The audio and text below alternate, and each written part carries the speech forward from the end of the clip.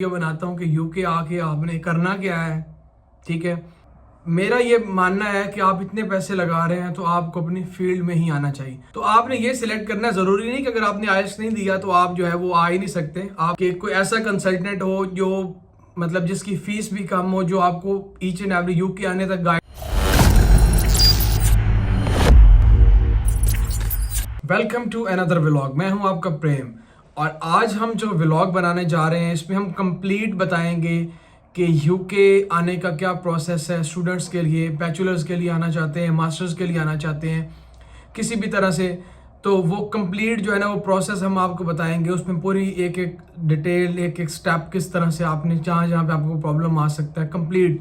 तो वीडियो को जो है ना वो आपने कंप्लीट देखना है ताकि आपको पूरी एक ना, बहुत सारे लोगों का जो है ना वो है, स्टूडेंट्स का पूछते हैं चेक डिफरेंट कंसल्टेंट से, तो प्रॉब्लम होता है। तो इस वीडियो के अंदर कंप्लीट जो है वो गाइडलाइन होगी स्टूडेंट के लिए कि किस तरह से जो है ना वो यूके आना है। सो पहला स्टेप जो होता है ना वो सबसे पहले क्या चीज़ है क्योंकि सबसे पहले स्टूडेंट्स को ना, मेरे पास ये चीज़ें मैंने साथ साथ लिखी हुई भी हैं कि स्टूडेंट ने सबसे पहले जो चीज़ सेलेक्ट करनी है ना वो है उसका कोर्स।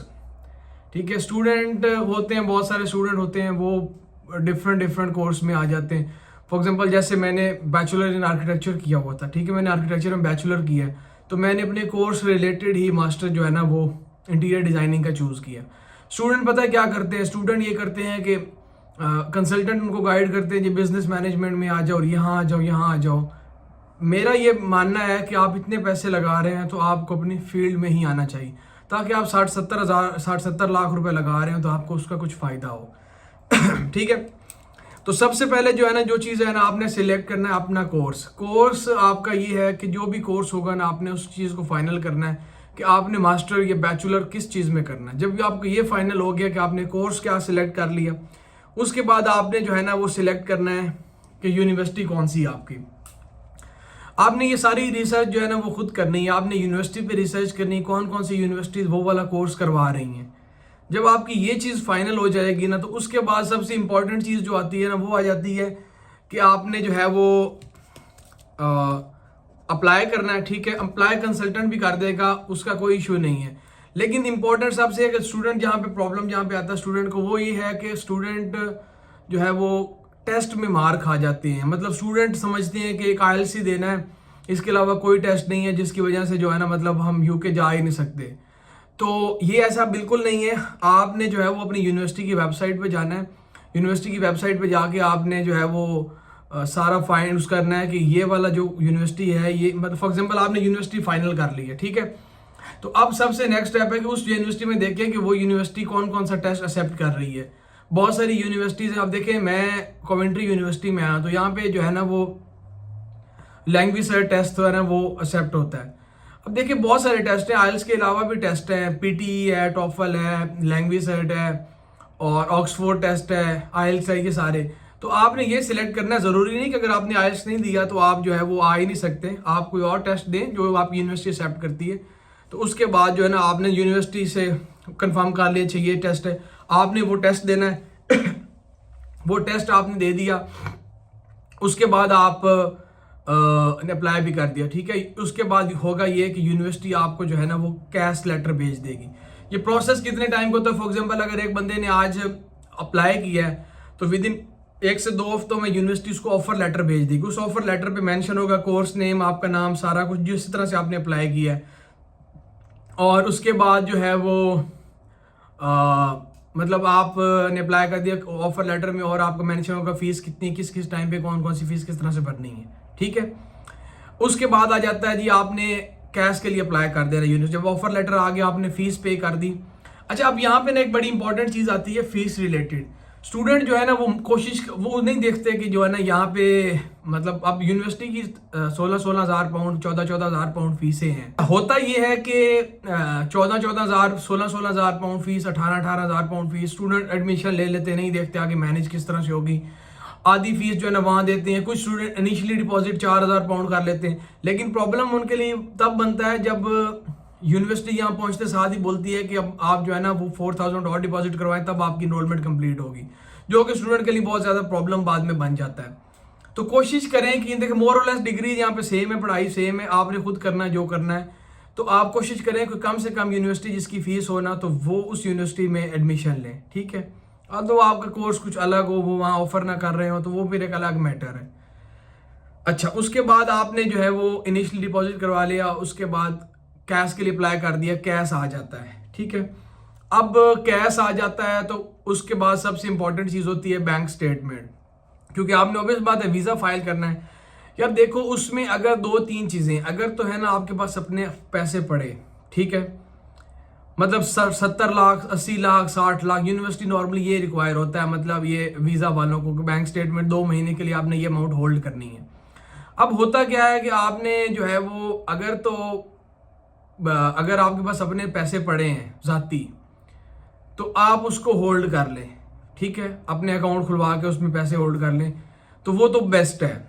अगर वीज़ा डिले भी होता है कोई, अगर आप स्टेटमेंट परचेज कर लें तो पाकिस्तान के अंदर यकीन करें बहुत जो है ना वो दुख भरी दास्तान है। लोग इतने इतने पैसे लेते हैं, 5% 6% लोग लेते हैं, तो ये बन जाता है तकरीबन 2 महीने का 8-9 लाख रुपए एक्स्ट्रा। तो ये भी आपने ज़हन में रखना है कि अगर आपकी बैंक स्टेटमेंट आपके पास नहीं है और आप पेड स्टेटमेंट लेते हैं, तो ये आपको 8-9 लाख रुपए का टीका जो है ना वो लगेगा। ठीक हो गया। उसके बाद आ जाती हैं चीज़ें कि आपने बैंक स्टेटमेंट भी आपके पास आ गई, आपके पास आपके सारे डॉक्यूमेंट्स भी आ गए, और आपके पास आपका कैश भी आ गया, उसमें इनिशियल डिपॉजिट भी हुआ, सारा कुछ है। तो फिर आपने वीज़ा फाइल कर देना है, ठीक है। अब वीज़ा फाइल करने के लिए 2-3 चीज़ें हैं कि आप अगर तो आपका टाइम बहुत ज़्यादा कम रह गया, मैं तो कोशिश ये करें कि प्रायोरिटी वीज़ा फाइल ना करें, क्योंकि उसके ना 500 पाउंड अलग से चार्जेज़ हैं। तो कोशिश करें कि आप अपना ये सारा प्रोसेस महीना 1.5 महीना यूनिवर्सिटी क्लास शुरू होने से 1 महीना पहले कर लें। तो अगर तो आप इस तरह से बहुत नज़दीक पहुंच गए हैं, 15-20 दिन रह गए हैं, तो आपने जो है वो फिर प्रायोरिटी पे फाइल करना है visa fees, priority fees 500 pound visa fees वो एग्जैक्ट चेंज होती रहती हैं चीज़ें। तो ये आपने जो भी वीज़ा फीस होगी वो आपने चेक कर लेनी है अपनी उसकी यूके गवर्नमेंट की वेबसाइट पे। उसमें IHS फीस आ जाती है, वीज़ा फीस आ जाती है, प्रायोरिटी वीज़ा फीस आ जाएगी, और उसके बाद आपने कैश करके आपने जो है ना वो वीज़ा फाइल कर देना है। आपको बायोमेट्रिक का टाइम मिल जाएगा। लाहौर सेंटर है, इस्लामाबाद सेंटर है, कराची शायद है, और मीरपुर है, जहाँ पे आपको नज़दीक टाइम मिलता है आपने वहाँ पे कर देना है। वहाँ पे जाके आपने बायोमेट्रिक देनी है। प्रायोरिटी वीज़ा जो है ना वो 5 to 7 वर्किंग डेज में आ जाता है, नॉर्मली 1 मंथ में आता है, जो सिंपल आप फाइल करते हो, ठीक है। उसके बाद जो है ना आपने जो है वो ये चीज़ें, मतलब आपका प्रायोरिटी करते हो, हफ्ते बाद वीज़ा आ जाता है। ये बेसिकली ना सारा एक प्रोसेस होता है, इसमें कोई रॉकेट साइंस नहीं होती। कंसल्टेंट जो है ना ऐसी चीज़ें बनाते हैं, ये हो गया वो हो गया, कोई मुश्किल काम नहीं है इसमें।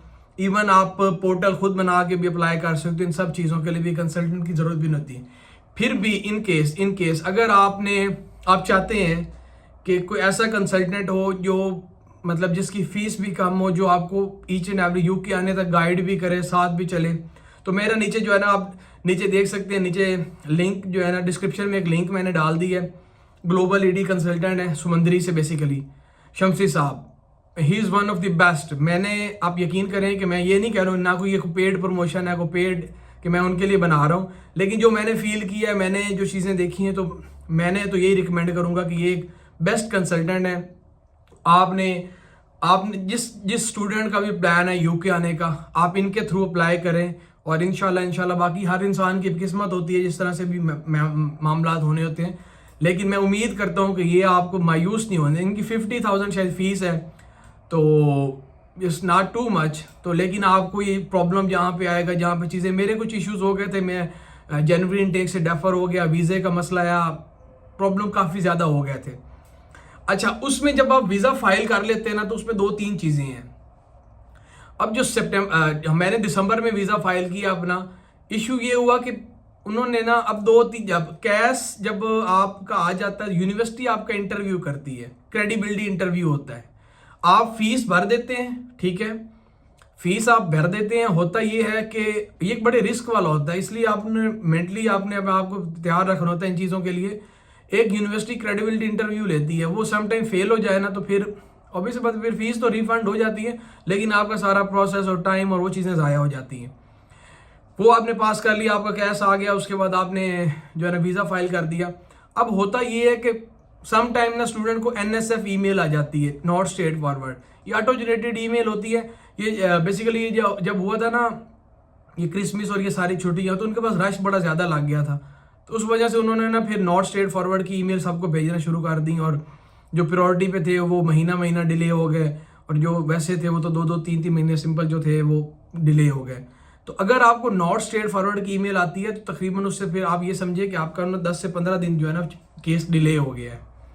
अच्छा, फिर उसके बाद एक होता है कि सम टाइम जो है ना वो लोगों को इंटरव्यू की भी ईमेल आ जाती है, क्योंकि उनको थोड़ा, जब आप कोशिश आपने ये करनी है कि वही डॉक्यूमेंट साथ अटैच करें जो प्योर डॉक्यूमेंट है, मतलब ये नहीं कि जो आपने एक्सपीरियंस और ये चीज़ें साथ ऐड कर दी, क्योंकि जितने ज़्यादा आप डॉक्यूमेंट अटैच करेंगे उतना ज़्यादा आपको सवाल जवाब जो है ना वो सामने, क्योंकि जब वो इंटरव्यू कर रहा होता है तो सारा कुछ उसके सामने होता है।